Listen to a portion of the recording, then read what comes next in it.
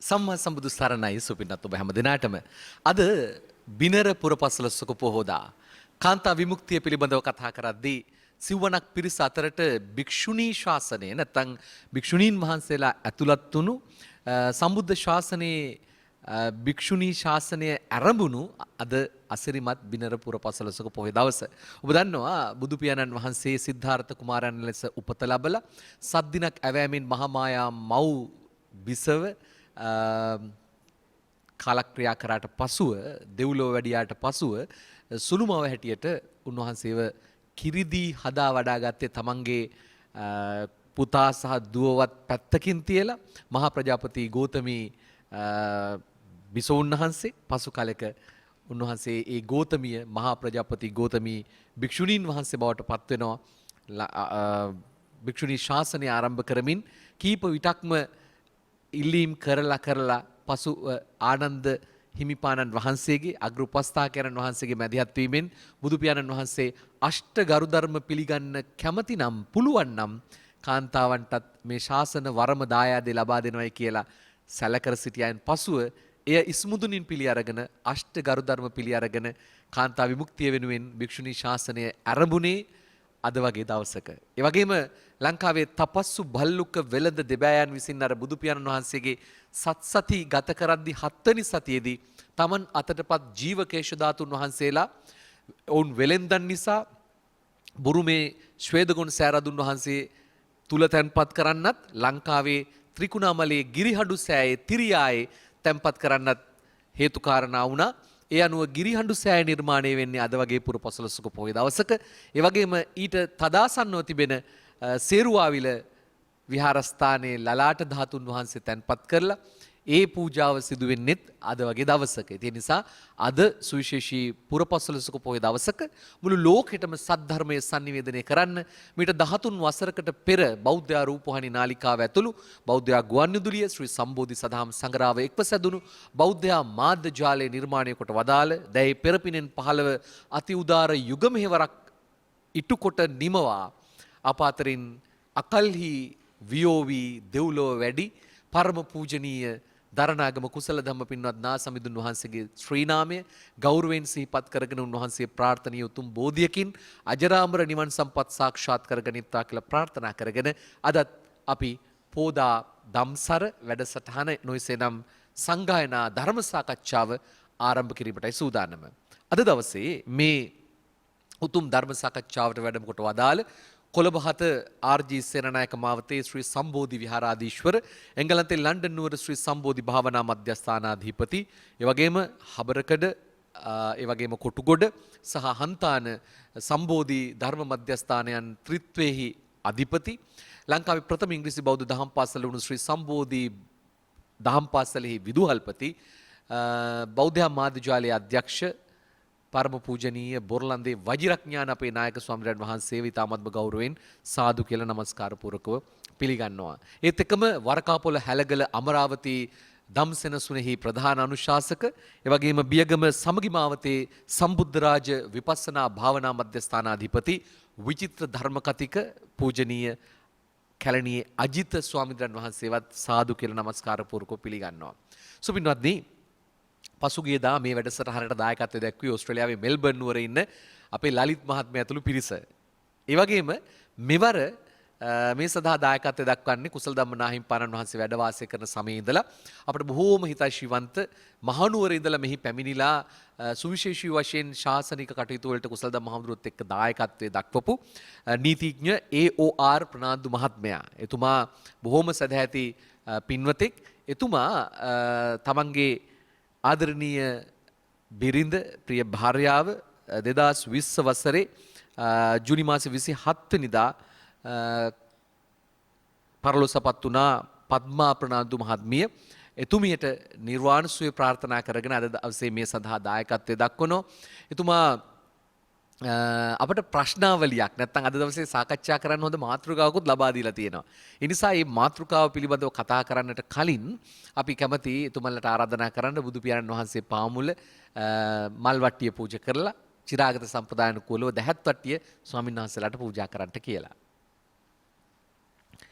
සම්බෝධි විහාරාධිපති අතිපූජනීය බොරලන්දේ වජිරඥාන ස්වාමීන් වහන්සේටත් කැලණි අජිත ස්වාමීන් වහන්සේටත් සෙත් ආශිර්වාද ප්‍රාර්ථනා කරලා අභව ප්‍රාප්ත වුණු අතිපූජනීය අපේ සම්බෝධි විහාරාධිපති වැඩවිසූ ශාසන ශෝභන බම්බලපිටිය වජිරාරාමාධිකාරී වැඩවිසූ කොටහිනේ පියදස්සි නාහිමිපාණන් වහන්සේටත් බෝධි පූජාවෙන් රටක් අවදි කළ ලොවක් පුබුදු කළ සම්බෝධි විහාරස්ථානයේ නිර්මාතෘවර පරම පූජනීය බෝධිසත්ව ගුණෝපේත පානදුරේ අරිය ධම්ම ස්වාමීන් වහන්සේටත් බෞද්ධ ආමාත්‍ය ජාලය ආරම්භ කරමින් මාහැඟි උතුම් යුග මෙහෙවරක් සිද්ධ කරපු පූජනීය දරණාගම කුසල ධම්ම පින්වත් නා සමිඳුන් වහන්සේටත් නිර්වාණ සුවය ප්‍රාර්ථනා කරනවා වගේම මහනුවර පදිංචිව සිට පරලෝසපත් හෙන්රික් ප්‍රනාන්දු වර්ණකළු සූරිය සහ කැරලයින් ප්‍රනාන්දු මහත්මියට හම්බන්තොට පදිංචිව සිට පරලෝසපත් හෙන්රි එදිරිසූරිය සහ ලීලාවතී එදිරිසූරිය යන ඥාතීන්ට සංසාරගත ඥාතීන් හැම දිනාටම පින් අනුමෝදන් කිරීමත් අද මේ උතුම් පින්කමට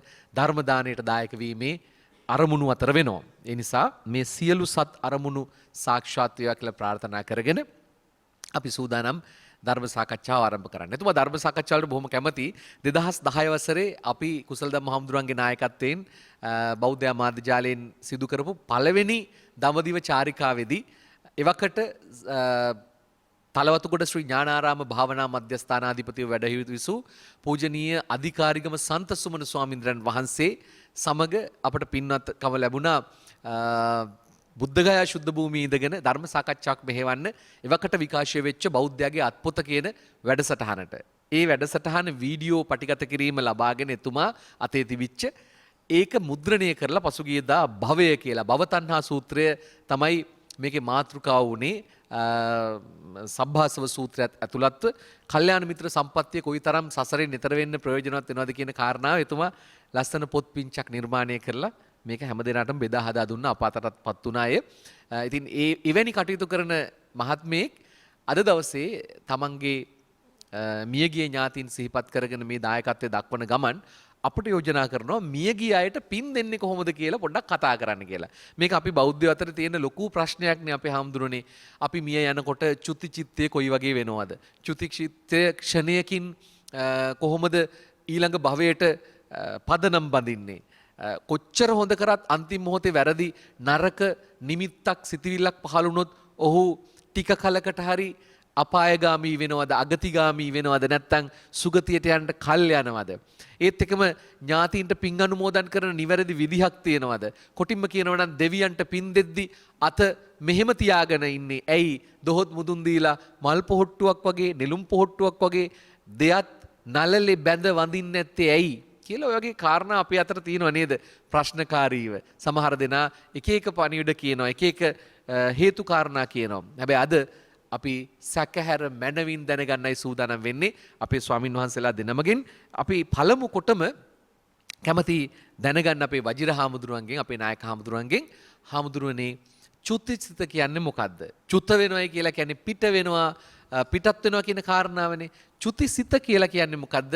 බොහොම සරලව අපිට පැහැදිලි කරලා දෙන්න සාකච්ඡාවට පූර්විකාවක් හැටියට.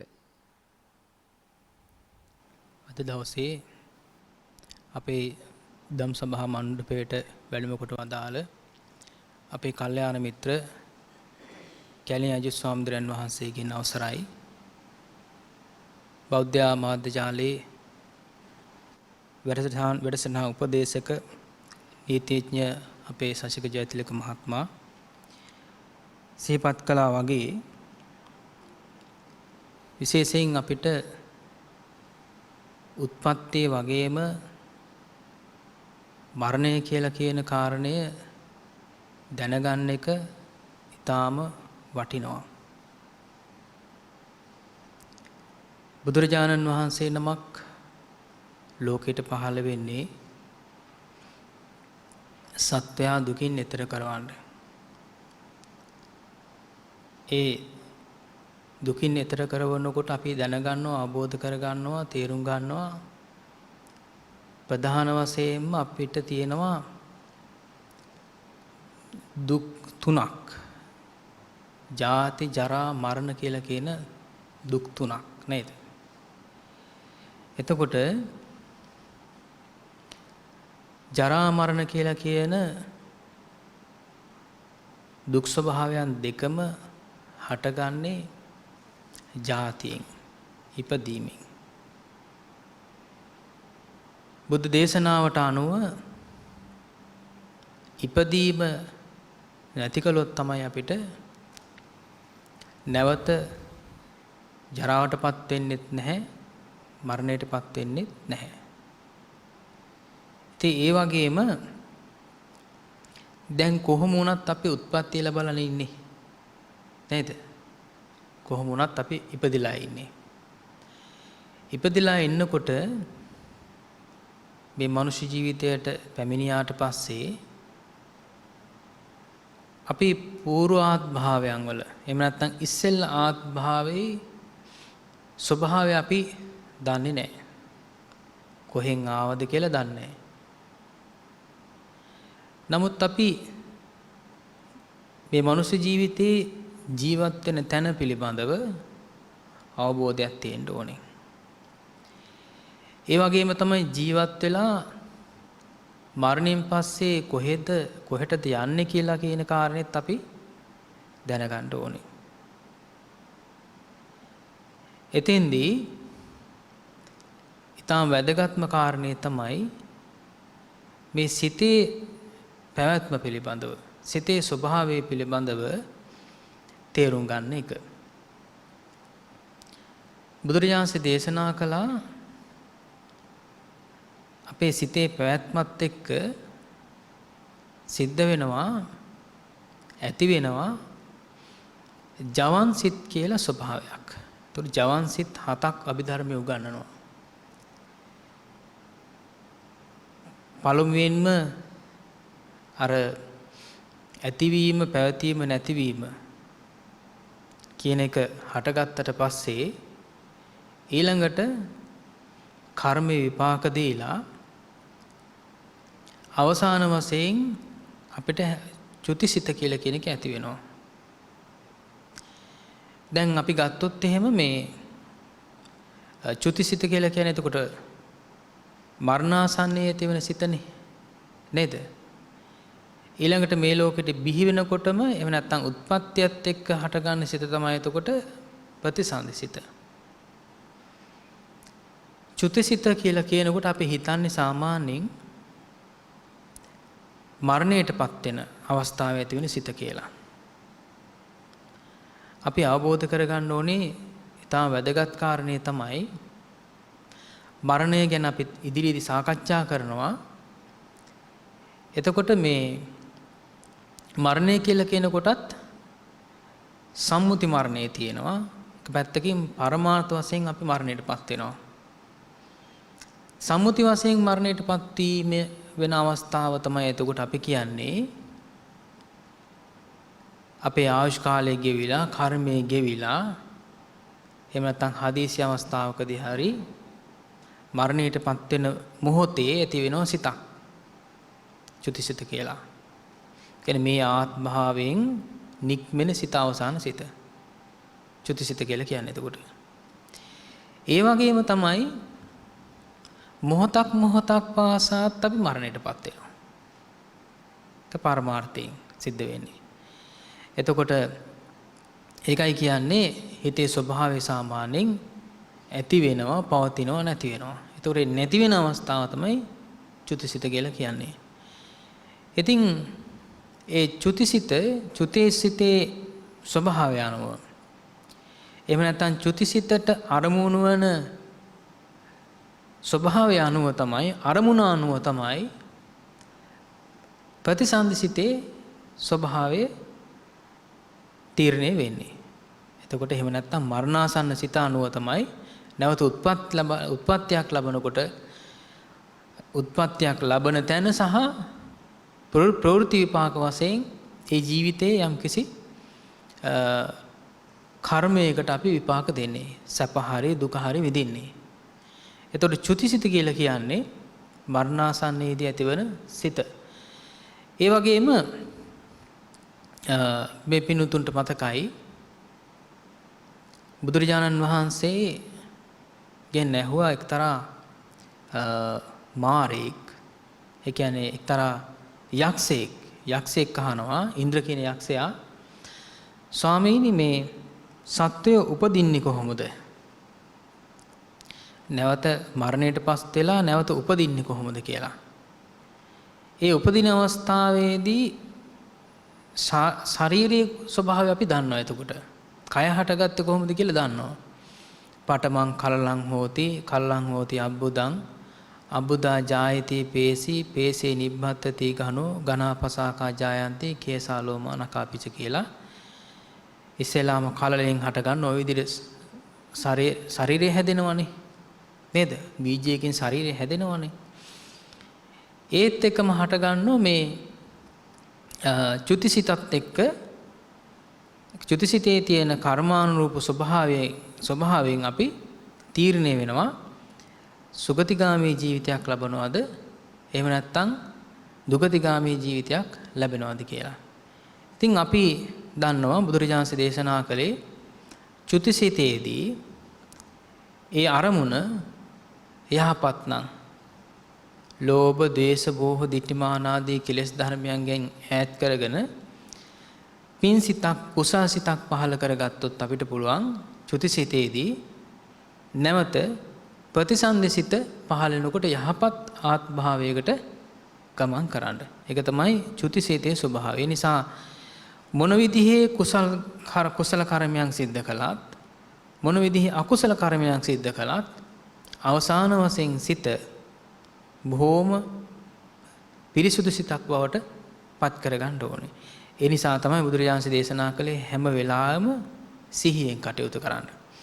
ඒ වගේම තමයි චුතිසිත යහපත් කර ගැනීම සඳහා අපිට බුදුරජාණන් දේශනා කළා යමක් ප්‍රතිපත්තිමය වශයෙන් පුරුදු පුහුණු කරන්න කියලා.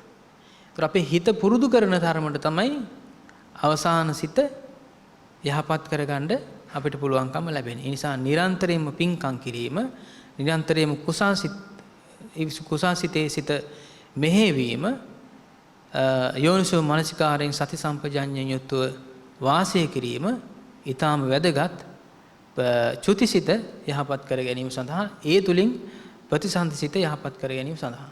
එහෙමයි අපේ හැමදෙරෝනේ හොඳ ප්‍රවේශයක් උන්වහන්සේ ලබා දුන්නා. සාමාන්‍යයෙන් දැන් අපි කියනවනේ සබ්බේ තසන්ති දණ්ඩස්ස සබ්බේ බායන්ති මච්චුනෝ කියලා ගාථාපට් එක තියෙනවනේ. ඒ කියන්නේ සියලු සත්වෝ දඬුවමට බිය වෙති, සියලු සත්වෝ මරණයට බිය වෙති කියලා. මච්චුනෝ කියන්නේ එතන මරණය. එතකොට හැමදෙරෝනේ මරණය කියන්නේ මොකක්ද ඇත්තටම? දැන් අපි දැන් මේ කිසියම් ආකාරයකට කෙනෙකුගේ හුස්ම ටික ගියාට පස්සේ අපි කියනවා මේ මනුස්සයා මැරුණා කියලා. අපි කවුරු හරි කෙනෙක්ව ඝාතනය කරාම අපි කියනවා එයාව මැරුවා කියලා. ඒත් එක මරණය කියන්නේ මොකක්ද හාමුදුරනේ? ඇත්තටම කියනවනම් දැන් එහෙම ශාරීරික වශයෙන් හුස්ම ගන්න එක නැවතින එකමද මරණය? එහෙම නැත්නම් ඊට එහා ගිය මොකක් හරි තව සංකීර්ණ ක්‍රියාවලියක්ද මරණය කියන්නේ කියලා? පූජනීය නායක ස්වාමීන් වහන්සේ වරක් ප්‍රමුඛ රූපවාහිනියෙන් ගුවන්විදුලියෙන් අප සමග ඒකාත්මිකව සිටින මහා සංඝරත්නයට අපගේ ගෞරවාදර නමස්කාරය වේවා. සදැහැති කාරුණික පින්නතුනි, අප හිතවත් ජ්‍යෙෂ්ඨ මාධ්‍යවේදී ශශික ජයතිලක මහත්මයා අද දවසේදී අසන ප්‍රශ්නය තමයි මරණය කියන්නේ කුමක්ද? ශශික මහත්මයා, මට මරණය කියනකොට හරි අපූර්ව මේ කවි පෙළක් මතක් වෙනවා. හැබැයි ඒක මේ කවි පෙළක් කියවට බුදුරජාණන් වහන්සේගේ දේශනාව. බියවි සැලෙයි තැතිගෙන මරු පැමිණි විට මෙලොවදී තමා කළ දෙයගෙන පොදියකට විඳුමට ගොස් ඒ අනුව යලි පරලොවට යන හැටි බලව ලෝසත මේ දුක වෙතට. මරණය එන තාක්කල් මිනිස්සු විවිධ රංගනයන් රඟ දක්වනවා. මරණය තමා අභිමුවට ආවට පස්සේ බිය වෙනවා, සැලෙනවා, තැති ගන්නවා. ඊට පස්සේ තමයි Taman කරපු කියපු සිතපු දේවල් පොදියකට එකතු කරගන්නේ. එතකොට මෙලොවදී තමා කළ දේගෙන පොදියකට විඳුමට ගොස් ඒ අනුව යලි පරලොවට පරලොව ගිහිල්ලා ලෙහෙලා බලන්න තියෙන්නේ තමයි මෙහෙදි එක්කාසු කරගෙන යන පොදිය. යන හැටි බලව ලෝසත මේ දුක වෙතට. ලෝක සත්‍යයන් මේ වගේ දුක්ඛිත ගමනක කියනවා යන්නේ. පිනතුනි අපගේ භාග්‍යතුන් වහන්සේ මරණය පිළිබඳව විවිධ තැන්වල විවිධ අයුරින් අපිට දේශනා කොට වදාරනවා. ඒ අතර අපි ගත්තොත් සච්ච විභංග සූත්‍රය, ඒ වගේම පටිච්ච සමුප්පාද විභංග සූත්‍ර ආදී ගත්තොත් මරණය කියන එක උන්වහන්සේ නිර්වචනය කරනවා හරි අපූර්වට. යා තේසං තේසං සත්තානං තම්හා තම්හා සත්තනිකාය චුති චවනතා භේදෝ අන්තර දාන මච්චු මරණං කාලකිරියා කලේබරස්ස නෙක්කේපෝ ජීවිතින්ද්‍රියස් සුපච්ඡේදෝ ඉදං උච්චති මරණ. ඔන්න මරණේ විග්‍රහය බුදුරජාන් වහන්සේගේ සම්බුදු මුවින් දේශනා කරන ආකාරය. උන්වහන්සේ දේශනා කරනවා මහණෙනි කුමක්ද මරණය කියලා කියන්නේ? ඒ සත්වයන්ගේ ඒ සත්ව ලෝකවල ඒ කියන්නේ මනුෂ්‍යයන් ජීවත් වෙන මිනිස් පරිසරයට කියනවා මිනිස් ලෝකය. තිරිසන් සතුන් ජීවත් වන ඒ පරිසරයට කියනවා තිරිසන් ලෝකය. පෙරේතයන් ජීවත් වන ඒ පරිසරයට කියනවා പ്രേත ලෝකය. අපාගත සත්වයන් ජීවත් වන ඒ පරිසරයට කියනවා නිරය. අසුරයන් ජීවත් වන ඒ පරිසරයට කියනවා අසුර අපාය. දෙවියන් ජීවත් වන පරිසරයට කියනවා දිව්‍ය ලෝකය. බ්‍රහ්මයන් ජීවත් වන පරිසරයට කියනවා බ්‍රහ්ම ලෝකය කියලා කියනවා. එතකොට ඒ සත්වයන්ගේ ඒ කියන්නේ මනලෝ මිනිස්සු, නරක තිරිසන්, പ്രേත අසුර කියන සතර අපාගත සත්වයන්, දෙව්ලොව දෙවිවරු, බඹලොව බ්‍රහ්මයෝ. ඒ සත්වයන්ගේ ඒ සත්ව ලෝක තුල ඒ සත්වයන් ජීවත් වන පරිසර තුල චුති යම් චුත වීමක් වේද? චවනතා චුතවන ස්වභාවයක් ඇද්ද? චුති චවනතා බෙහෙදෝ ස්කන්ධයන්ගේ බිඳී යාමක් ඇද්ද? මච්චු මරණං මරණයටපත් වීමක් ඇද්ද? කාල කිරියා කලුරිය කිරීමක් ඇද්ද? කන්දානම් බෙහෙදෝ රූප වේදනා සංඥා සංකාර විඥාන කියන ස්කන්ධයන්ගේ බිඳී යාමක් ඇද්ද? කලේබර රස්සනික්කේපෝ මේ කලේබරය කියලා මෘත ශරීරය බැහැර දැමීමක් ඇද්ද? ජීවිතින්ද්‍රියස්ස උපච්ඡේදෝ මේ ඇස්කන් නාසාදී ඉන්ද්‍රියන් තමන්ට අවනත නොවි තමාගේ වසඟයෙන් බැහැර යාමක් ඇද්ද? මේ හඳුන්වනවා ඉදං උච්චති මරණං මරණය කියලා. ඒතර මරණය කිව්වට පස්සේ ශශික මහත්මයා ඔබතුමාට මතක ඇති අපි මේ පාසලන අවධියේදී ජාතික ගුවන්විදුලියේ මේ දහවල් ප්‍රවෘත්ති වලින් පස්සේ එකට වගේ මට නැත්නම් දවල් 12ට වගේ මේ මරණ දැන්වීම කියනවා. ඒතර මරණ දැන්වීම වලට බොහෝ විට කියනවා මේ කලුරිය කළ හේයි. ඒතර අපිට මේ වචනේ මොකද්ද කලුරිය කළා කියලා කියන්නේ? අපි දන්නවා කළු නම් කළු, රිය නම් වාහනේ. ඒතර ඒ කාලේ අපි දන්නේ මේක විග්‍රහ කරගන්න. නමුත් මේ කලුරිය කළා කියන්නේත් කෙනෙක් මියදුනා කියන එකම තමයි. අපි ගැමි වහර තුල කියනවා මලා කියලා කියනවා. තව ඉතින් වල කජ්ජ ගැහුවා කියලා කියනවා. මේ හැම එකකම කියන්නේ මරණයටපත් වුණා කියන එකනේ. හැබැයි මිනිස්යන්ගේ මිනිස් ලෝකයේ තුල ඒකේනා චුත වෙලාන කියලා කියන්නේ. චුත වෙලාන කියන වචනේ යොදන්නේ දෙව්ලොව දෙවියන්ට, බඹලොව බ්‍රහ්මයන්ට. දෙව්ලොව දෙවිවරු දිව්‍ය ක්‍රීඩා කර කර ඉද්දි ක්‍රීඩාවටම හිත ඇලෙනවා. අපි ගත්තොත් කිඩ්ඩා පදූසික දෙවිවරු සෙල්ලම්ම කර කර ඉන්නවා. අපි හිතමුකෝ දෙවිවරු ක්‍රිකට්ම ගහ ගහ ඉන්නවා. අපේ ක්‍රමයට කිව්වොත් පාපන්දුම සෙල්ලම් කර කර ඉන්නවා. බැඩ්මින්ටන්ම සෙල්ලම් කර කර ඉන්නවා. සෙල්ලමටම හිත ඇලෙනකොට වෙලා වෙනව තේරෙන්නේ නැහනේ. දැන් අපේ පවා බාල පරපුරට කියනවා වැඩිහිටි අය දැන් මේ හොඳටම ගොම්මන වැටලා කලුවර වැටලා තාමත් සෙල්ලමද? දැන් මූණකට හොද ගන්න නැද්ද? බුදුන් වදින්නේ නැද්ද? හෙට ඉස්කෝලේ යන අදහසක් නැද්ද? සෙල්ලමට හිත ගියාට පස්සේ කාලේ යනවා දැනෙන්නේ නැහැ. දෙවියන්ටත් ඒක වෙනවා. කිඩ්ඩා පදුස්සක දෙවිවරු ක්‍රීඩාවටම හිතාලෝගන ඉද්දී එහෙමම දෙවියන් අතරින් චුත වෙනවා. ඔන්න චුත වෙනවා කියන වචනේ. ඒ කියන්නේ දෙව්ලොව දෙවිවරු මැරෙනවා. බඹලෝ බ්‍රහ්මයන්ගේ ඒ බ්‍රහ්ම ආයුෂත් අහවර වීම හඳුන්වන්නේ චුත වීම. චුති, චවනතා, චුතවන ස්වභාවය, චුතවන බව. ඒ වගේම අන්තර්දහන අතුරුදහන් වුණා කියලා කියනවනේ. දැන් සාමාන්‍යයෙන් අපේ සමාජය තුළ අතුරුදහන් වුණා කියලා කියන්නේ ඒ කෙනාගේ ශරීරය හොයාගන්න බැරි වුණා කියන එකනේ. ඇතැම් විට අතුරුදහන් වුණා කියන කෙනා කොහේ හරි ඉන්නත් පුළුවන්, නොඉන්නත් පුළුවන්. ඒක වෙනම නඩු කටයුත්තක් හඳුරන්නේ. නීතිඥ නිසා ඒක පැහැදිලි. දැන් අපි දන්න උපාලි විජේවර්ධන මහත්මයා. ඒ කියන්නේ අපි පොඩි කාලේ මේ ඩෙල්ටා ටොෆිය යුනික් රේඩියෝ එක ඒව නිෂ්පාදනයේ අධිපතිතුමානේ. එතුමාට වෙච්ච දෙයක් නැහැ. අදටත් කියන්නේ අතුරුදහන් වුණා. ඉතින් එක එක පිරිස කියනවා එතුමා සිංගප්පූරුවේ ඉන්නවා, ඩුබායි වල ඉන්නවා, ලෝකේ වෙනින් කොහේ හරි හිර කරගෙන ඉන්නවා කියලා කියනවා. කොහොමනත් අතුරුදහන් වුණා කියලා තමයි අදටත් අපි දන්නේ. දැන් යුද්ධයේදීත් කියන අතුරුදහන් වූවන් කියලා. ඒ කියන්නේ මృత ශරීරයක් හොයාගන්න බැරි වුණා. ඒ කියන්නේ එක්තරා පැත්තකින් මැරුණා කියන එකම තමයි. අන්තර්දහන මච්චු මරණං මරණයටපත් වීම. මේක කොහොමද තමයි අපි මලා කියන වචනෙන් කතා කරනවා. කාලකිරියා කලුරිය කිරීම. ඒ වගේම කන්දානම් බේදෝ. කන්දානම් බේදෝ කියලා කියන්නේ මේ ස්කන්ධයන්ගේ බිඳී යාමක් සිද්ධ වෙනවා.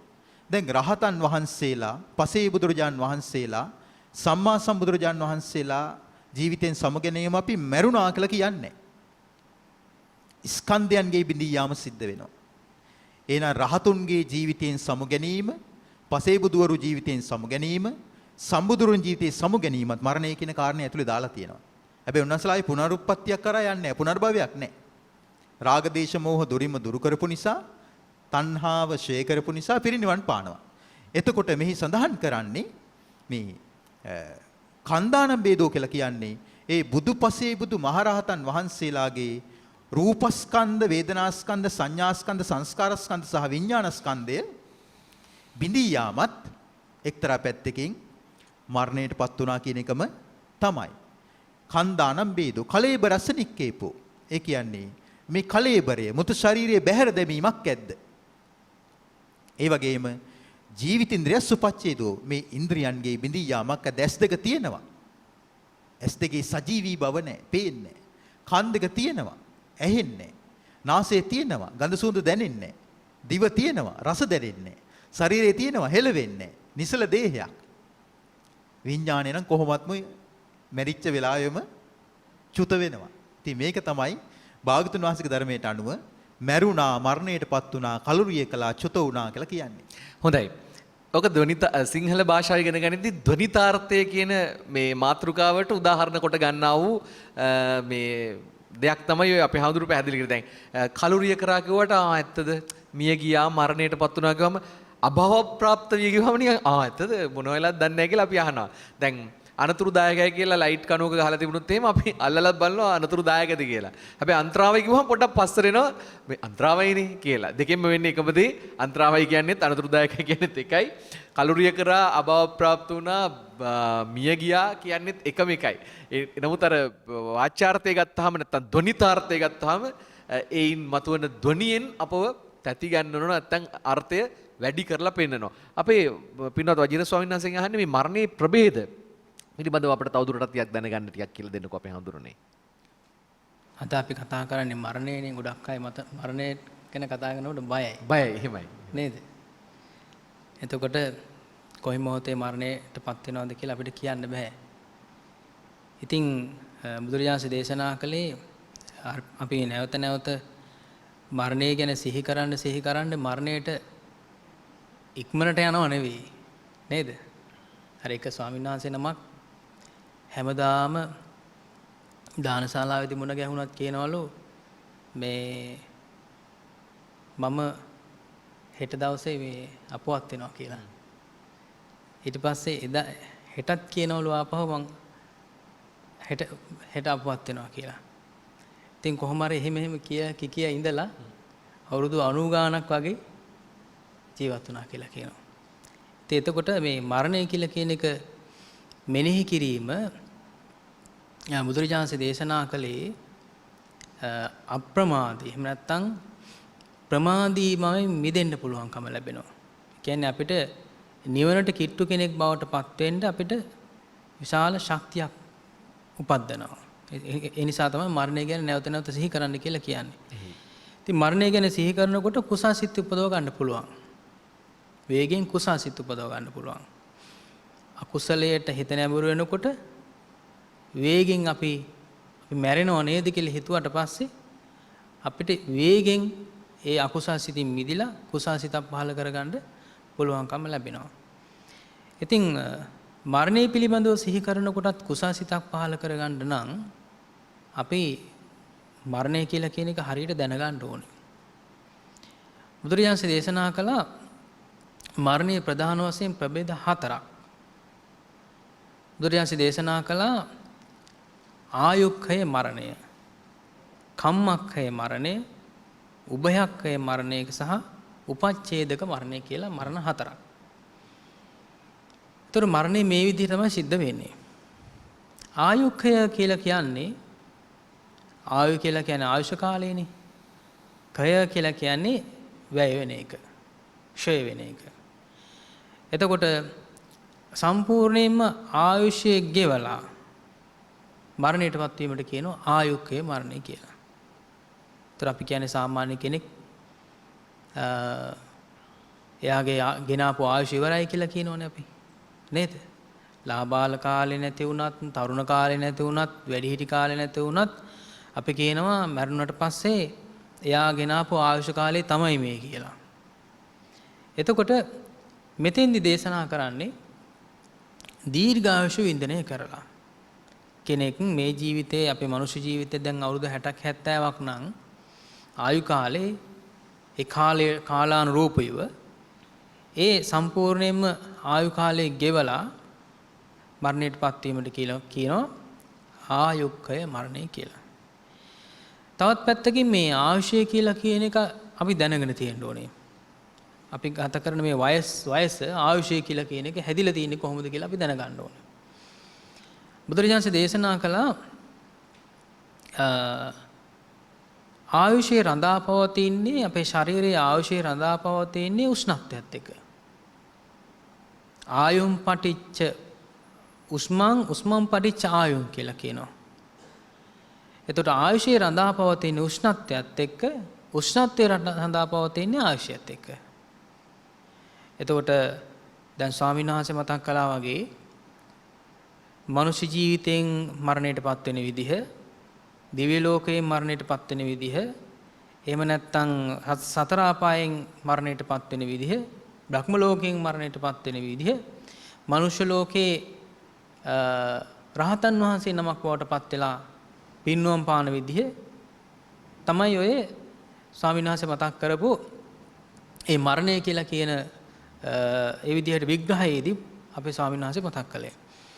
ඉතින් ආයුෂය රඳා පවතින එතකොට උෂ්ණත්වයත් එක්ක අපේ ශරීරයේ උෂ්ණත්වයත් එක්ක. ඒ වගේම තමයි අපේ ශාරීරික උෂ්ණත්වය පාලනය කරන තැනක් තියෙනවා. ශාරීරික උෂ්ණත්වය පාලනය කරන තැනක් තියෙනවා. ඒක ඊටාම් වැදගත්. ඒ රූපය හැදිලා තියෙන්නේ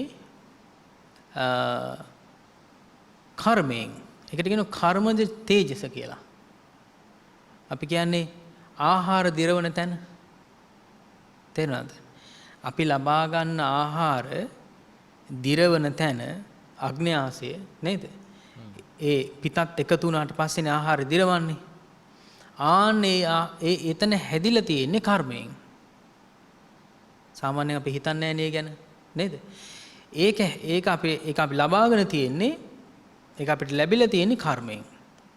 මෙතන මොනවා හරි අසනීපකම් තිබුණොත්, පුංචි දුර්වලකම් හරි ටිකක් ලොකු අසනීපකම් හරි තිබුණොත් සම්පූර්ණයෙන්ම ශරීරය වෙනස් වෙනවා. මේ උෂ්ණත්වය කියලා කියන එක ශරීරයේ පාලනය වීම කියලා හරියට පාලනය වුනේ නැත්නම් ශරීරය දුර්වල වෙනවා. ඒ වගේම කෙනෙක් ලස්සන වෙන්නේ, දීර්ඝායුෂ ලබන්නේ, නිරෝගී භාවය ඇති වෙන්නේ ඔන්න ඔය කියන කර්මජ තේජස නිසා. කර්මජ තේජස නිසා. එතකොට පාලනය වෙන්නේ ආයුෂයෙන්. ඒ වගේම ආයුෂය රඳා පවතින්නෙත් එහෙනම් ඒ උෂ්ණත්වය පදනම් කරගෙන. ඒ නිසා අපි දැඩිසේ අවබෝධ කරගත යුතුයි මේ ආහාර පාලනය කියලා කියන එක. එතකොට ආයුෂ පාලනයට ඊටම වැදගත් මේ ශරීර උෂ්ණත්වය පාලනය කරගන්න එක. ඒකනේ අපි අර ආහාර පාලනය කරන්නේ අපි නේද? තද උෂ්ණ ಜಾති ගන්නෙත් නැහැ. තද සීතල ಜಾති ගන්නෙත් නැහැ නේද? අන්න ඒ වගේ මේ අපේ ආහාර සංස්කෘතියත් එක්ක තමයි අපි ගන්න ආහාරත් එක්ක තමයි මේ ආයුෂය කියලා කියන හරදා පවතින්නේ. ඒ නිසා සම්පූර්ණයෙන්ම ආයුෂය සම්පූර්ණ ආයු කාලයේ ගෙවලා කෙනෙකුට මරණයටපත් වෙන්න ඕන නම් මොකද්ද පාලනය කරන්න ඕනේ? ශරීරයේ උෂ්ණත්වය හරියට පාලනය කරගන්න ඕනේ. ඒක ඊටම වැදගත් දෙයක්. ඒ වගේම ආයුස්මාත විඥානං කියලා කියනවානේ. මරණයටපත් වෙනකොට ශරීරයෙන් බැහැර වෙනවානේ ප්‍රධාන කොටස් තුනක් නේද?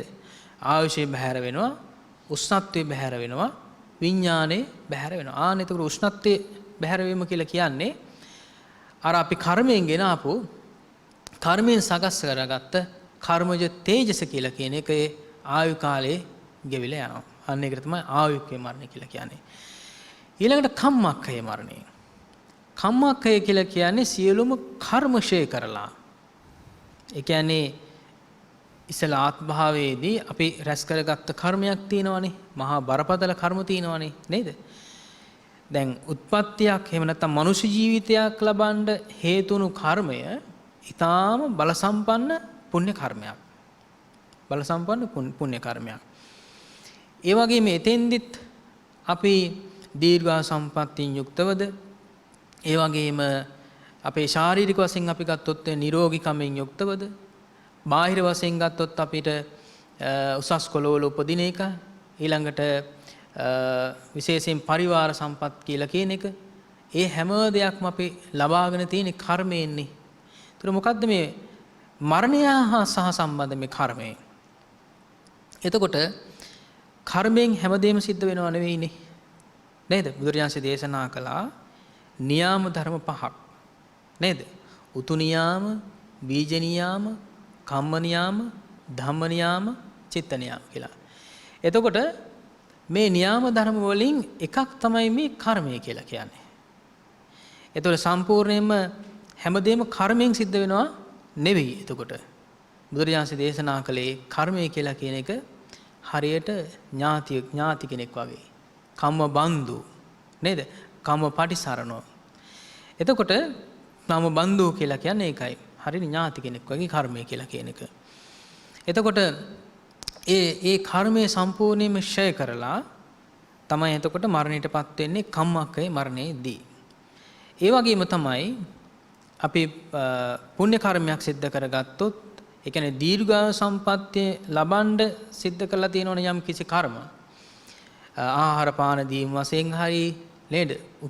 ලෙඩුන්ට උපස්ථාන කිරීම හරි, අබේදානයේ දීම හරි, ඊළඟට ඖෂධ බෙහෙත් ඖෂධ ලබා දීම හරි, ඒ දඬු පාලන හදලා හරි, ඇඳුම් පැළඳුම් දීලා හරි නේද? නොඑක ආකාරයේ තියෙනවනේ අපේ මේ ජීවිතේ සප ලබන්න සිද්ධ කරගන්න පින්කම්.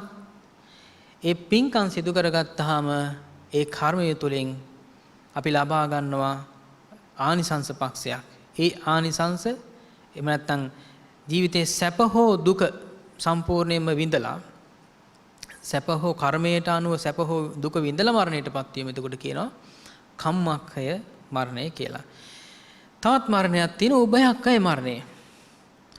මෙතෙන්දී ආයුෂයත් ඡේ වෙලා කර්මයක් ඡේ වෙලා මරණයටපත් වෙනවා. එක අවස්ථාවක්. එතකොට සමහර වෙලාවට ආයුෂයේ තිබියදී කර්මයේ ඡේ වෙලා මරණයටපත් වෙනවනේ. සමහර වෙලාවට කර්මයේ තිබියදී ආයුෂය කෙරවෙලා මරණයටපත් වෙනවා. දැන් මෙතෙන්දි සිද්ධ වෙන මරණය මොකද්ද? ආයුෂයත් එක සැරේම කෙලවර වෙලා කර්මයත් එක සැරේම කෙලවර වෙලා දෙක එකට සිද්ධ වෙන මරණයට කියනවා උභයක්ඛය මරණය කියලා. ඊළඟට අනිත් මරණය තමයි උපච්ඡේදක මරණය. උපච්ඡේදක මරණයේදී කියන්නේ පූර්වාත්භාවයන් වල සිද්ධ කරගත්ත කර්මයක් නිසා හෝ ඍතු විපර්යාසයන් නිසා හරි හදීසි අනතුරකදී මරණයටපත් වීම. එතකොට ඡේදක කියලා කියන්නේ නැතිවීම කියලා කියන එකනේ නේද? එතකොට ඉදිරියේදී දැඩිව ඒ විදිහට ඡේදනයටපත් වීම නැතිවීමට කියලා කියනවා මේ උපච්ඡේදක මරණය කියලා. ඉතින් මේ අවස්ථා හතරෙන් මොන විදිහේ මරණයකටපත් වෙන්නේ සිද්ධ වේවි කියලා අපිට කියන්න බෑ. නේද? ආයුෂ කෙර වෙලා මැරෙයිද? කර්මයේ කෙල වෙලා මැරෙයිද? මේ දෙකම නැති වෙලා මැරෙයිද? ඊළඟට හදිසි අනතුරක් නිසා මැරෙයිද කියලා මරණයටපත් වේද කියලා අපිට කියන්න බෑ. ඉතින් ඒ නිසා බුදුරජාණන් දේශනා කළා මරණය පිළිබඳව නිතර නිතර සිහි කරන්න. එතකොට කර්මයේ පිළිබඳවත් අවධානය යොමු කරන්න ඕනේ. එක පැත්තකින්. නේද? කර්මයේ පිළිබඳව දැඩිසේ අපි විශ්වාස කරලා අවබෝධ කරගන්න ඕනේ. ඒතර මම මතක් කළේ දැන් ආයුෂය රඳා පවතින්නේ උෂ්ණත්වය නිසා කියලා. එතකොට ශාරීරියේ උෂ්ණත්වය පාලනය කර ගැනීම ආහාර පානත් එක්ක ඊට පස්සේ අපි වාසය කරන ස්ථානත් එක්ක නේද? අපි සීත පළාතක ජීවත් වෙනවා නම් උෂ්ණ පළාතක ජීවත් වෙනවා නම් ඒ පිළිබඳවත් අපි අවධානය යොමු කරන්න ඕනේ. ඊළඟට ආහාර පාන ගැනීමේදී පවා අපි සැලකිලිමත් වෙන්න ඕනේ. එතකොට තමයි අපිට උෂ්ණත්වයේ පාලනය කිරීමෙන් තමයි ආයුෂය පාලනය කරගන්න පුළුවන්කම ලැබෙන්නේ. ඉතින් ඒ ගැන අවධානය යොමු කරන්න ඕනේ. ඊළඟට උපච්ඡේදක මරණයේදී අපි බුදුරජාණන් දේශනා කළා සිහියෙන් කල්පනාවෙන් ජීවත් වෙන්න කියලා. අපි හිතමු අපි හරීම සංවේදී. ඒ වගේම අපිට හරියට අපි හිතනවා අපිට මෛත්‍රී කරුණාව අපි ළඟ තියෙනවා කියලා. නමුත් අපි යනවා සැර බල්ලෙක් ළඟට. නේද? සැර බල්ලෙක් ළඟට යනවා. ඒ බල්ලා දන්නවද අපිට කරුණා මෛත්‍රී තියෙනවද කියලා? නේද? එහෙම දන්නේ නැහැ. ඒ නිසා බුදුරජාණන් දේශනා කළා විශේෂයෙන්ම ඒ පිළිබඳව අවධානය යොමු කරන්න කියලා. ගියක් දොරක් හදා ගන්නකොටත් කුටිසේනාසනයක් ස්වාමීන් වහන්සේලා සකස් කර ගන්නකොට වුණත් ඒ තැන හොඳට බලන්න කියලා කිව්වා. නාය යනවද? නේද? ගම් වතුරට ගහගෙන යන තැනක්ද? ඊළඟට හදිසි අනුතුරු සිද්ධ වෙන තැනක්ද කියලා හොයලා බලලා ඒ විදිහට හොඳට සිහියෙන් කල්පනාවෙන් හොයලා බලලා වාසය කරන ස්ථානය හදාගන්න කියලා. ඉතින් ඒ වගේම නරක ආශ්‍රය අපි හිතමුකෝ සත්පුරුෂ ආශ්‍රය පිළිබඳව දන්නේ නැති කෙනෙක් අසත්පුරුෂ ආශ්‍රයයට යෑම තුලින් අපි හිතමුකෝ මනුෂ්‍ය ඝාතකයෙක් වෙන්න පුළුවන්, මංකොල්ලකාරයෙක් වෙන්න පුළුවන් නේද? ඊය ඇසුරු කරොත් එහෙම මොකද වෙන්නේ? අපේ ජීවිතය ගැන ඒගොල්ලෝ දන්නේ නැහනේ. ඒ කියන්නේ වටිනාකම දන්නේ නැහනේ අපේ ජීවිතේ වටිනාකම. ඒ නිසා අපේ මේ වගේ භයානක පුද්ගලයෝ, සැර පරුස පුද්ගලයෝ ආශ්‍රය කරොත් අපිට මරණයටපත් වෙන්න සිද්ධ වෙනවා. ආනේ පිළිබඳව අවධානය යොමු කරලා මේ මරණය ගැන මෙනෙහි කරන්නට කියලා බුදුන් දේශනා කළා. ආයුක්ඛය මරණය පිළිබඳවත්, කම්මක්ඛය මරණය පිළිබඳවත්, උභයක්ඛය මරණය පිළිබඳවත්, උපච්ඡේදක මරණය පිළිබඳව සිහිපත් කිරීමෙන්, මෙනෙහි කිරීමෙන් අපිට පුළුවන්කම ලැබෙනවා නැවත උත්පත්තිය සඳහා ගියන්නේ නැතුව, ජරාවටපත් වෙන්නේ නැතුව, නැවත මරණයටපත් වෙන්නේ නැතුව, ජරා මරණ විරහිත අජරාමර වූ නිර්වාණ ශාන්තිය ළඟා කරගන්න. එහෙමයි අපේ හාමුදුරුවෝ එහෙම පැහැදිලි කරද්දි දැන් මේ මට හිතෙනවා මෙහෙම ප්‍රශ්නයක් අහන්න අජිත හාමුදුරුවෝ. හාමුදුරුවනේ දැන් අපි මනුෂ්‍ය ලෝකේ ගැන නේ කතා කරේ.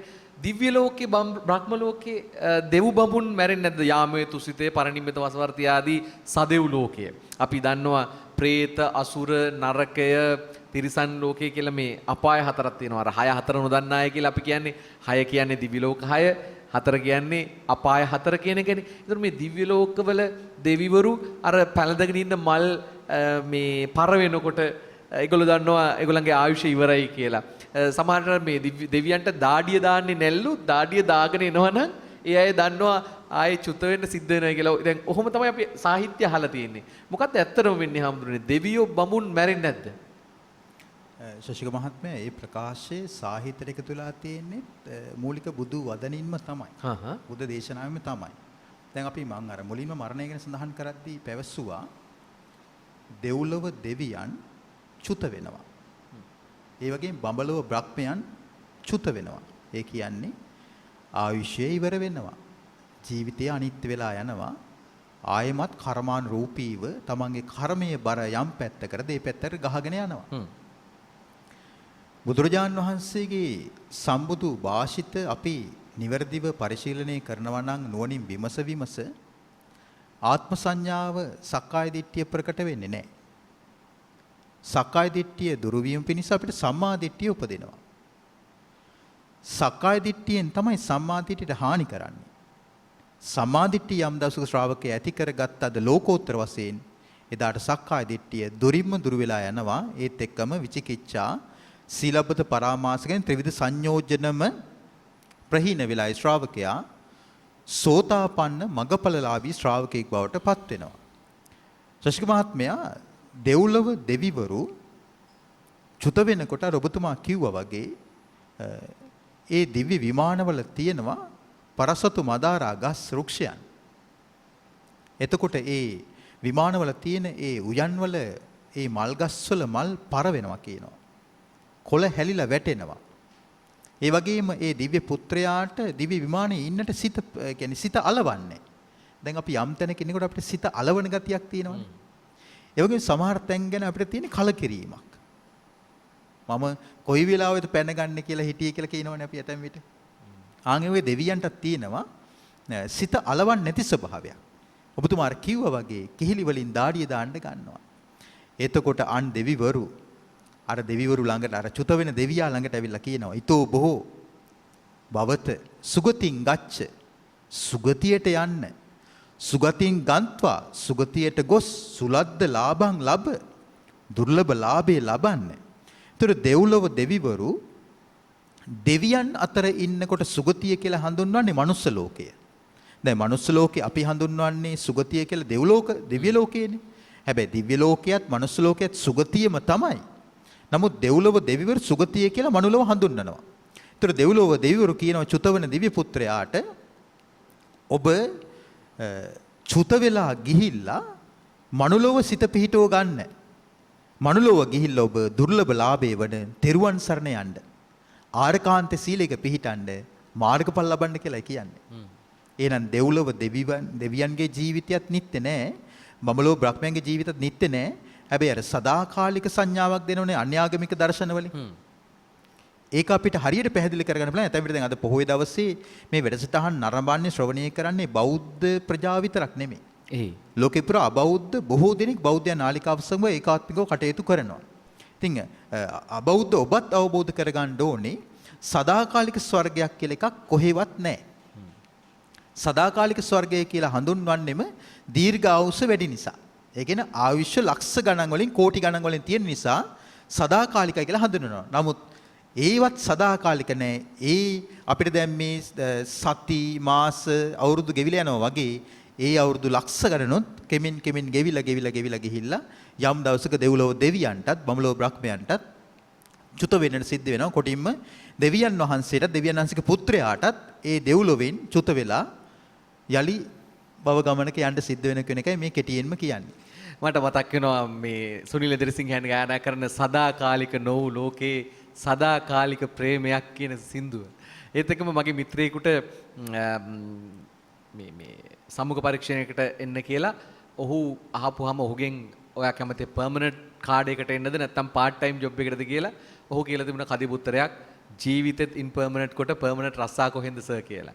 එදාම ඔහු රස්සාවට බඳගෙන තිබුණා. ඌ අන්කවරකවත් නෙමෙයි ලාල් ආනන්ද අබේදීර මහත්මයා මාලි බුලත්සිංහල මහත්මියගේ ආදරණීය සොයුරිය සන්ධ්‍යා බුලත්සිංහලගේ ආදරණීය සැමියා අපේ හිතවත් ගුරුතුමා ලාල් ආනන්ද අබේදීර මහත්මයා. ඒ වගේ දාර්ශනික පිළිතුරක් ඔහු දීලා තිබුණා. ඒත් එක මහමුදුරනේ මේ මම කැමති ඊළඟට දැන් ඔබ මේ දිව්‍ය ලෝකේ සහ අපාය ගැන දකින්න ඕන නම් කොළඹ ප්‍රදේශයේ ලස්සනම තැනක් තියෙනවා යන්න. ඒ තමයි ඔය නිතර රූපවාහිනිය ඔබ දකින නාරායන්පිට අභයාරාමය. අපේ පූජනීය බසහර පළාතේ ප්‍රධාන සංඝනායක මුරුත්තෙට්ටුවේ ආනන්ද හාමුදුරුවෝ හදලා තියෙනවා පොළව යට අපාය 4ත් පොළවෙන් උඩට වෙන්න තට්ටු ගොඩනැගිල්ලක දිව්‍ය ලෝක ටිකත්. ඒ දිව්‍ය ලෝකවල තියෙන ආයුෂ ප්‍රමාණය ඕන් විදින සැප සම්පත් සියල්ල මූර්තිමත් කරලා තියෙනවා, කැටයම් කරලා තියෙනවා. යන්න අපහසු නෑ. නාරායන්පිට බොරැල්ල පාරේ යනකොට ආසිරි සර්ජිකල් හොස්පිටල් එකට මෙහා AAT එක නැත්තම් අර ගණකාධිකරණය පිළිබඳ පාඨමාලා ආධාරණ ස්ථානයේ එහා පැත්තේ අභයාරාමයේ තියෙන්නේ කිරුළපන පාරට හැරිච්ච ගමන් එතනට ගිහින් බලන්න කොළඹ ඉන්න අයට බොහොම හොඳින් අපාය සහ දිව්‍ය ලෝකේ බලා ගන්න පුළුවන්. අපේ හඳුනේ මම බොහොම කෙටි වෙලාවක් තියෙන අපිට. ඒ නිසා මේ පින් අනුමෝදන් කිරීම ගැන මේක මේ අපේ පූජනීය ගංගොඩවිල සෝම ස්වාමීන් වහන්සේ පවා දැඩි ලෙස විවේචනය කරා එක්තරා අවස්ථාවකදී අපි වැරදි දෙයක් අල්ලගෙන ඉන්න ඔය 7 දවසෙන් පින්කම් කරන්න ඕනේ නෑ කියලා සමහරලාට උන්වහන්සේ කිව්වා. ඒක මේ විද්‍යානුකූල දෙයක් මිසක් ඒක ශාසනයේ කියවිලා නෑ කොතනකවත් ආදී වශයෙන්. මට මතකයි එක්තරා ධර්මදේශනයක් උන්වහන්සේ කියා සිටියා. නමුත් මම ඔබ වහන්සේගෙන් අහන්නේ මේ පින් අනුමෝදන්නේ අනුමෝදන් වෙන්න පුළුවන්ද? කොතනින්ද ඔක පටන් ගත්තේ හඳුනේ? බුදු පියාණන් වහන්සේ අනුදැන වදාරලා තියෙනවද මේ පිළිබඳව? ඔව් දැන් අපි අහලා තියෙනවනේ මේ බිම්බිසාර රජුගේ කතාව. එහෙමයි. නේද? සීනයක් දැකලා. ඔව් සෙහණියක් දැකලා. ඉතින් ඒ නිසානේ ඥාති සමූහයාම ඇවිල්ලා හිටියනේ පින් ගන්න. ඒ විලාය බුදුරජාණන් දේශනා කළා තිරෝකුඩ සූත්‍රය. ඉතින් තිරෝකුඩ සූත්‍රයේ පළවෙනි ගාථාවෙන් සඳහන් වෙන්නේ මේ පින් ගන්න ඇවිල්ලා ඉන්නවා ඒ නිවස් වලට. නිවසේ අහුමුළු වලට ඇවිල්ලා වෙලා ඉන්නවා. දොර මුල්ලේ හරි, හන්දියේ හරි, ඊට පස්සේ කඩුල්ල ළඟ හරි එහෙම ඇවිල්ලා ඉන්නවා පින් ගන්න. ඒකම තමයි සාමාන්‍යයෙන් පින් ගන්න ඇවිල්ලා ඉන්නවා. දැන් මට මතක් වුණා ශශික මහත්මයා අපේ ස්වාමීන් වහන්සේ මතක් කළානේ මේ දිව්‍ය ලෝකයේ ස්වභාවය නේද? දිව්‍ය ලෝකයේ ස්වභාවය මතක් කළා මේ පරසතු මදාරා මල් පර වෙනවා කියලා. දැන් අපි ගත්තොත් එහෙම මලගයක් ගත්තොත්, මලගෙදරක් ගත්තොත් ඒ මලගෙදර සරසන්න බලන්න.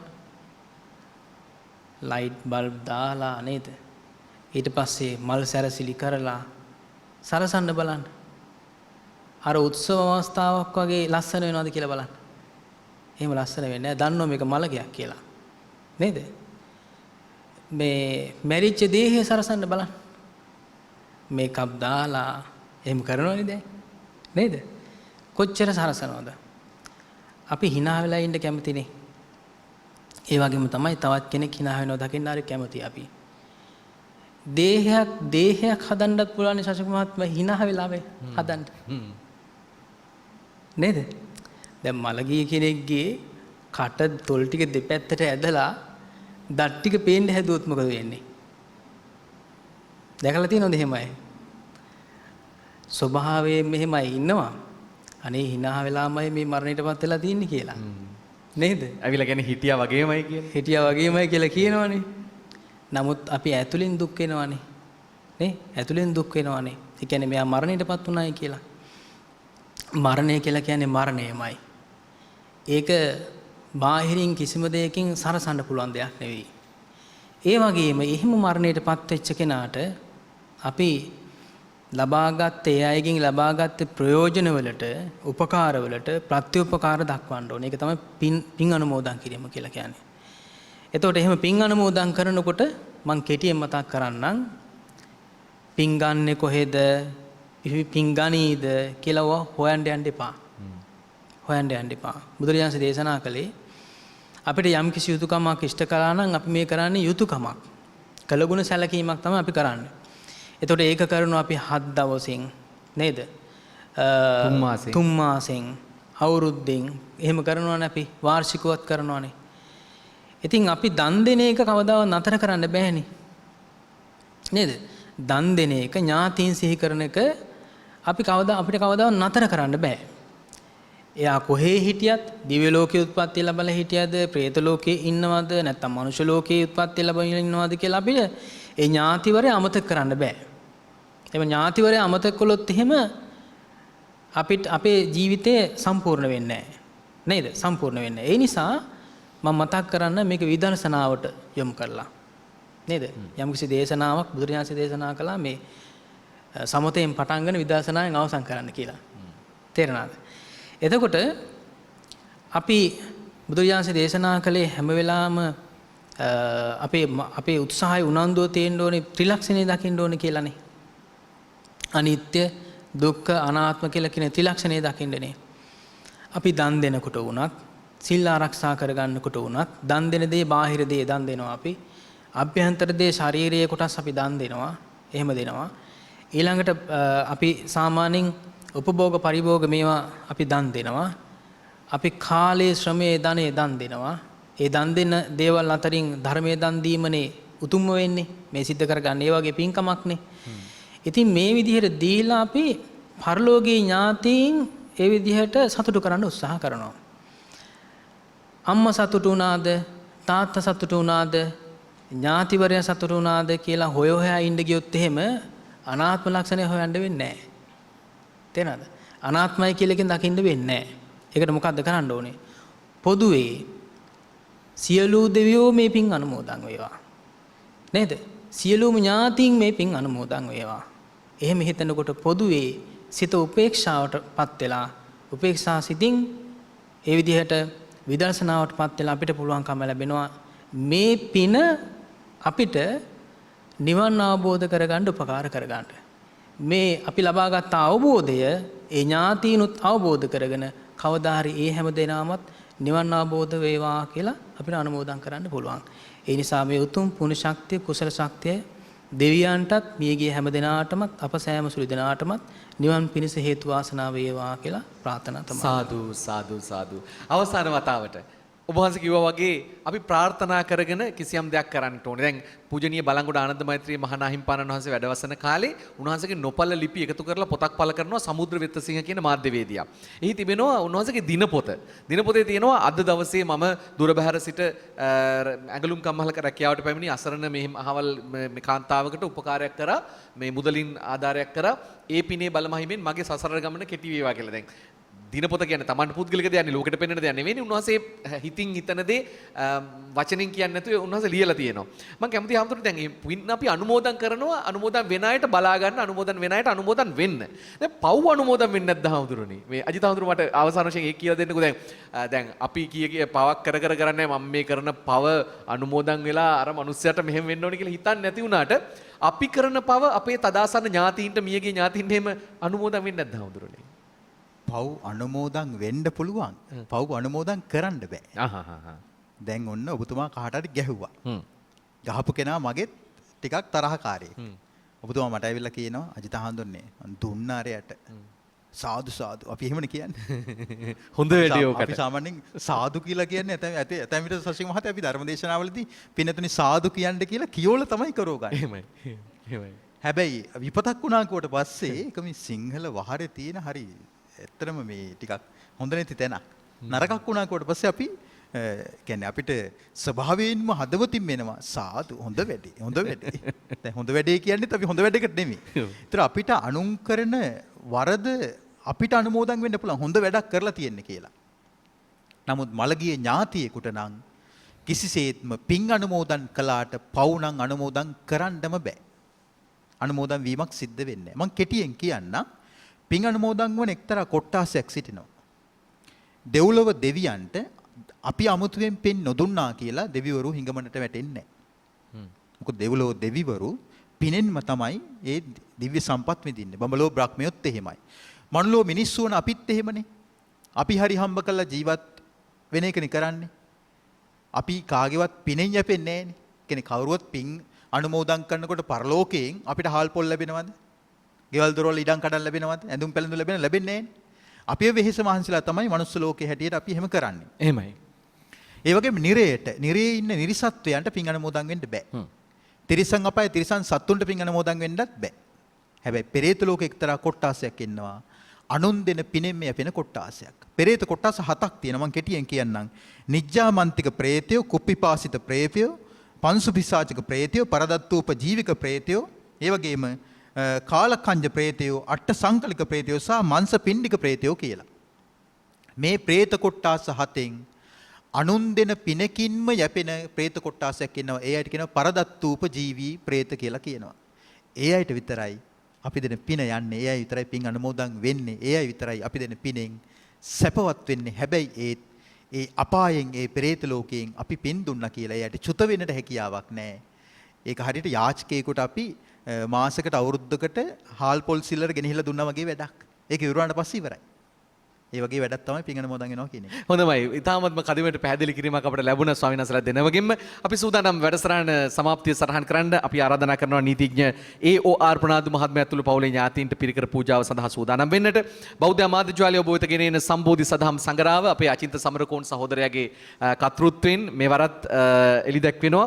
විශේෂයෙන්ම මෙහි සඳහන් වෙනවා ඊටාත්ම වටිනා අගනා ලිපි රචනා රාශියක් පූජනීය හසලක සීලවිමල ස්වාමීන් වහන්සේ රචනා කරපු විශ්වයේ බිහිසුණු පාඩම, ඒ වගේම සදා නොසිදී ගලන ගංගාවක් හැටියට පූජනීය බලංගොඩ රාද ස්වාමීන් වහන්සේ විසින් රචනා කරපු ලිපිය, හිඟන්නා සහ දේව දූතයා, අපි හිඟන්නන් ගැන දැන් කතා කරා, අජිත් සමරකෝන් එක රචනා කරන්නේ, නිලුවකඳ ඥානানন্দ අපේ නායක ස්වාමීන් වහන්සේ රචනා කරපු අවබෝධයේ අග්‍රතම ඵලයේ බුද්ධත්වයයි, මාර්ග හා දුම්රිය දියුණුවත් සමග ශ්‍රීපාද වන්දනාව වෙනස් වූ අයුරු එස්.කේ. ජයවර්ධන මහත්මයා රචනා කරනවා. පූජනීය නාවලපිටියේ අරේවංශ ස්වාමීන් වහන්සේ රචනා කරන තමා තුළම නිවන් මග හඳුනා ගන්න යන ලිපිය, ඒත් එක්කම කන්දගෙදර දීරානන්ද හිමිපාණන් වහන්සේගේ කය විමසා කෙලෙස් නිවමු කියන ලිපිය, වගේම දහදුක සහ පස්වනක් ප්‍රීතිය ගැන දන්නවාද කියන ලිපිය ආදී වශයෙන් ලිපි රාශියක් අද දවසේ මේ සදහම් සංගරාවට සම්බෝධි සදහම් සංගරාව කාලකට පසුව මේ COVID-19 කොරෝනා වෛරස සමාජ දුරස්ථභාවයෙන් පසුව එළිදක්වන්නේ. දැන් අපේ ඒ.ඔ.ආර්. ප්‍රනාන්දු මහත්මයා මහනුවර ඉඳලා පැමිණලා දැන් පිරිකර පූජාව සිද්ධ කරනවා. අද දවසේ දායකත්වය දක්වපු අනිත් පින්නතුන්ට ආරාධනා කරන පිරිකර පූජා කරන්න.